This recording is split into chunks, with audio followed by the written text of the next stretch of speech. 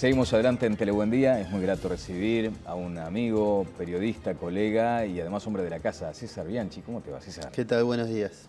¿Te cuesta esto del madrugón o no? Me cuesta un poquito, pero profesionalismo logra todo. Ah, bueno, muy bien. César Bianchi publicó Muertos acá nomás, casos recientes de la Crónica Roja en Uruguay. Periodista, decíamos, nos viene lo primero en cuanto a consultarte por la profesión. Si a esta altura del año estamos a la altura de la circunstancia, por ejemplo. Un año electoral complicado. Los periodistas seguimos el trillo que marcan los políticos, ¿no? En tal sentido me parece que la campaña es un poco pobretona, pobretona en ideas. Pero bueno, nosotros lo que hacemos es investigar dentro de lo que ellos van dejando o van sugiriendo. Y digo nosotros en términos generales, porque en lo personal no estoy siguiendo Exacto. la campaña más que como ciudadano y en algún que otro informe que sí tenga que ver con lo que hacemos nosotros. Bueno, lo de Santo y Seña, por ejemplo, a veces refiere a algunas actividades políticas. ¿Te sentís cómodo también ahora con el género de la entrevista, ¿no? Vas Sí. creando como un clima. Me parece interesante eso que estás logrando en tus incursiones en Montevideo.com. Sí, sí, se me dio la oportunidad en Montevideo Portal. No había sido un cultor de las entrevistas como género, sí como lector, y sinceramente me siento muy cómodo en crear el clima, en preparar la entrevista, en lograr que el entrevistado no se sienta ni del todo cómodo ni del todo incómodo. Y después lo que más disfruto es llevar todo eso al papel. Claro, Que en este caso ni siquiera es papel, a la pantalla de internet. pantalla de Montevideo Portal, con descubrimientos, con hallazgos, que eso es lo que busca el periodista. Hay algunas revelaciones, digamos, en este ciclo de entrevistas interesantes. ¿Alguna Sí. que te haya sorprendido particularmente? En casi todas, en todas, a decir verdad, encuentro alguna confesión o algo que no sabía del entrevistado y que ni en las mejores previsiones a la hora de planificar la entrevista logro. Y eso es gratificante, ni que Bueno, hablar. muy bien. Acá tenemos Muertos acá nomás, casos recientes de la Crónica Roja. Martín Caparrós, ¿cómo es tu vínculo con Martín? ¿Cómo surgió, digamos? Lo conocí en un taller de crónicas en Medellín, Colombia, al que asistí como alumno. Es un padre de la crónica latinoamericana, una pluma muy respetada en el continente. Y bueno, ahí se dio el vínculo, yo ya tenía un libro publicado, se lo acerqué, había leído un montón de libros de él y después vía mail quedó el contacto. Y me animé, fue una quijotada decirle, bueno, ¿te animás a bicharlo, a hacerme el prólogo? Y me dijo, mira, voy a estar viajando de Medio Oriente a Europa, de Europa a América y de vuelta a Europa, pero en todo el trayecto te lo leo y te garabateo algunas líneas. Y más que orgulloso, ¿no? Ese es el primer reconocimiento, digamos, Sí, ¿no? claro. La primera medalla que se te instala a propósito de esta publicación. Dice Martín Caparrós en la presentación del libro, Bianchi cuenta las vidas cotidianas de uruguayas y uruguayos justo en el momento en que esas vidas dejan de ser tales, justo en ese punto en que la codicia, los celos, la locura, la estupidez, el azar de un disparo perdido o de un coche en la lluvia las congelan de una vez y para siempre. La primera pregunta tiene que ver, sin dudas, con aquello de si el morbo vende, si hay morbo en este libro, si el contenido puede interpretarse desde ese lugar. No, pretendí que no lo hubiese. Pero, a ver, no hay que ser hipócritas. Creo que lo hay en la gente. Cuando digo en la gente, también en uno, ¿no? Claro. En la sociedad, en el ser humano. Es inherente a nosotros una curiosidad exacerbada, si se quiere. Y desde los años 60 del siglo pasado, la Crónica Roja vendía diarios como pan caliente. Esa venta ya no gozan de ese éxito en las ventas los diarios hoy por hoy, pero en los años 60 el diario La Mañana, el diario El Día, vendían y muy bien a través de las crónicas policiales. Entre otras cosas porque había buenos cronistas, porque había buenas plumas. En aquel tiempo de la prensa vespertina, por ejemplo, Sí, claro. donde había un destaque también muy especial sobre estos casos. Sí. ¿Y qué postura, de hecho lo dejas manifestado en las primeras páginas del libro, que además es de muy fácil lectura, qué postura asumís respecto a esa polémica que se instala respecto al papel de los medios, a cómo juegan los medios en todo este puzzle que se arma con la crónica policial, con el caso específico? con esa muchas veces divergencia o con ese divorcio aparente entre la justicia y la policía? A ver, como cronista no pretendí ser objetivo. De hecho, aclaro desde el punto de partida que voy a ser subjetivo. Y eso creo que es lo que el lector agradece, que haya una mirada, un enfoque. Es mi mirada, no significa que digo las cosas son así, digo que para mí son así tras la investigación. Tampoco pretendí bajar línea y decir hay una ola de inseguridad que comenzó con el gobierno de Jorge Valle o que comenzó con la izquierda en el poder. No me interesa, se lo dejo a otros. Me interesa contar historias fuertes de lo narrativo, buenas historias que me llamaron la atención en algún momento. Y curiosamente, no fue buscado, pero se da así, los 10 casos son casos que impactaron en los medios.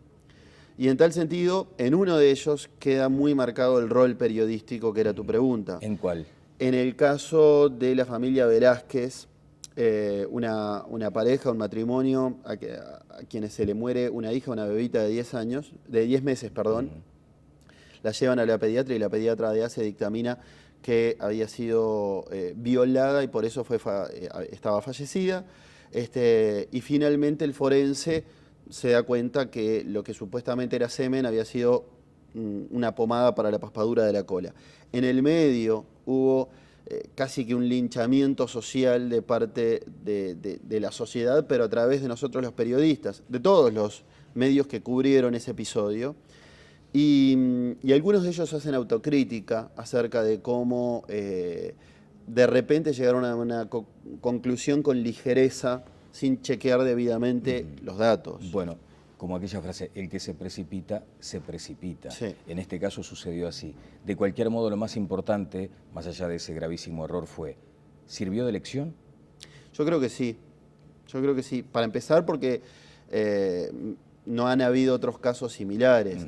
Por otro lado, los cronistas que participaron de ese episodio y que a mi juicio se equivocaron, excepto uno, los demás reconocieron que se habían equivocado y se juraron ser mucho más cuidadosos cuando toquen temas tan delicados como una violación de una niña. A eso quería apuntar precisamente, porque de nada valdría haber cometido un error si después se va a reiterar. Son 10 historias.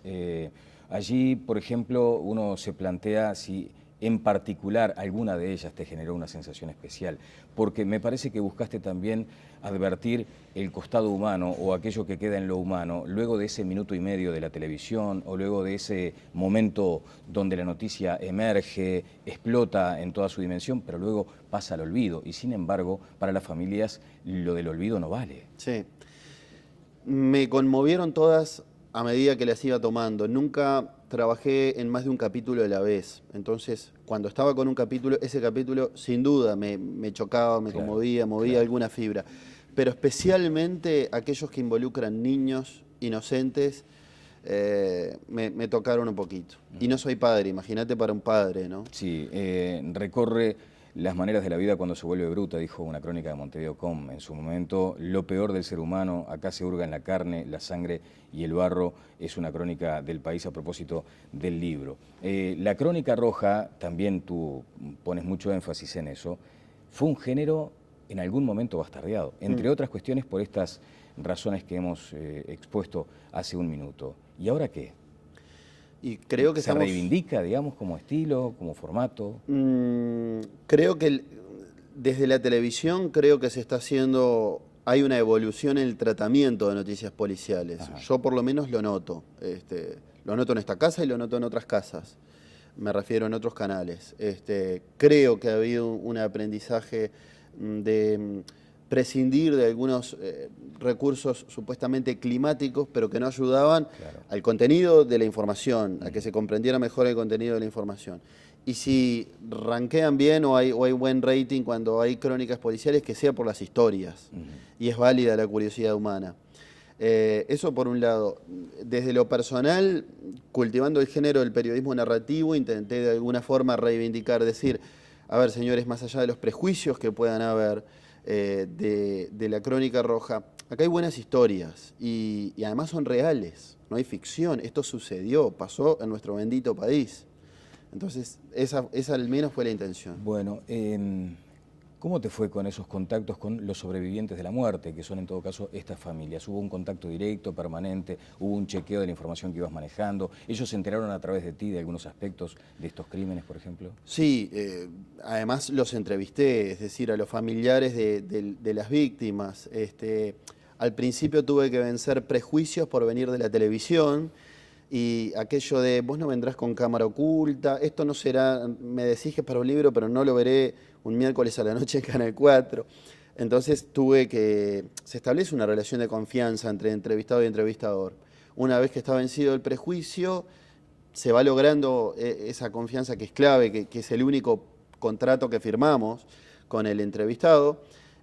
Y después de eso, para ponerte un ejemplo, con el libro ya en la calle, he recibido muy buenas críticas de parte de ellos, que son las que más me importan, claro, y las que más te reconfortan. Porque fíjate que cualquier palabra puede parecerles excesiva o demás, cualquier coma, mirá, dijiste esto, la sensibilidad está a flor de piel. Estás hablando de los casos que los tocaron de lleno. Y que me digan, te agradezco porque se nota el respeto, se nota la honestidad, para mí es lo mejor, ¿no? Mencionaste al pasar lo de la cámara oculta, ¿también tenés posición fijada sobre eso, sobre el recurso?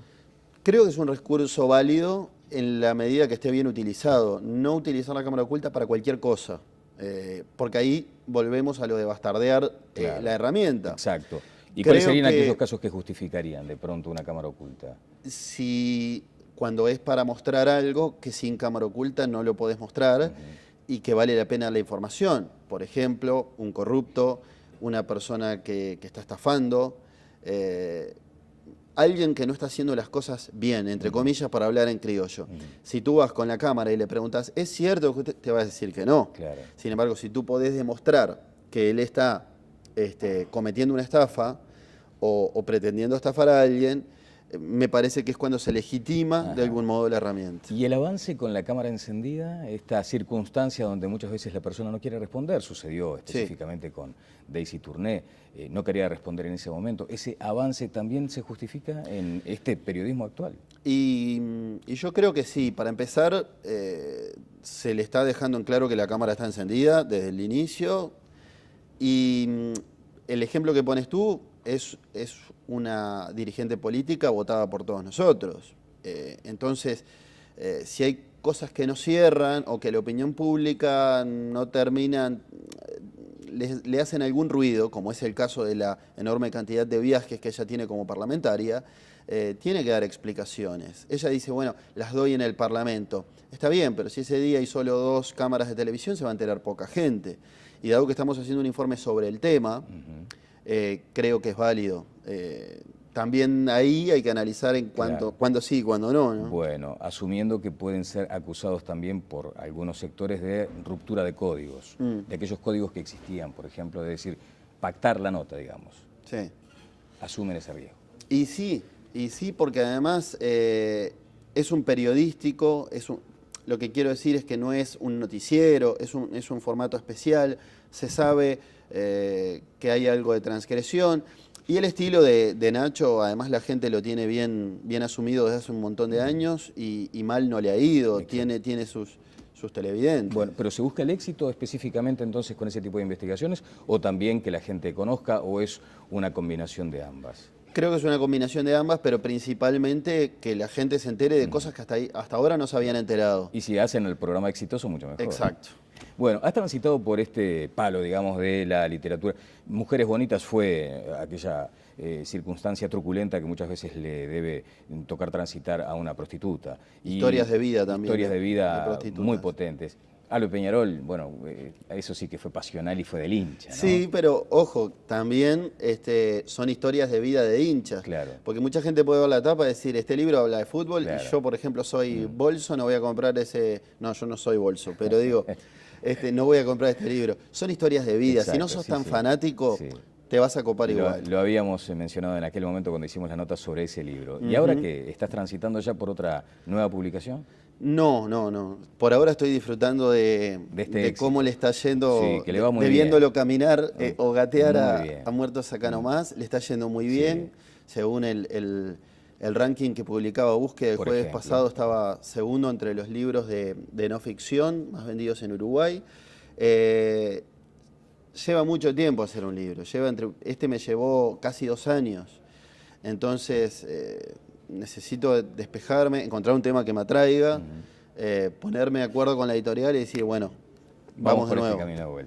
César, muchas gracias por estos minutos. Un placer. Valoramos además que te hagas esos espacios para este tipo de producciones tan reconfortantes, porque es un periodista que trabaja muchas horas y que además tiene tiempo para hurgar, para investigar y lograr este producto. Muchas gracias. A vos. Muertos acá nomás, de César Bianchi, casos recientes de la Crónica Roja en Uruguay. Pausa y seguimos adelante en Telemundo.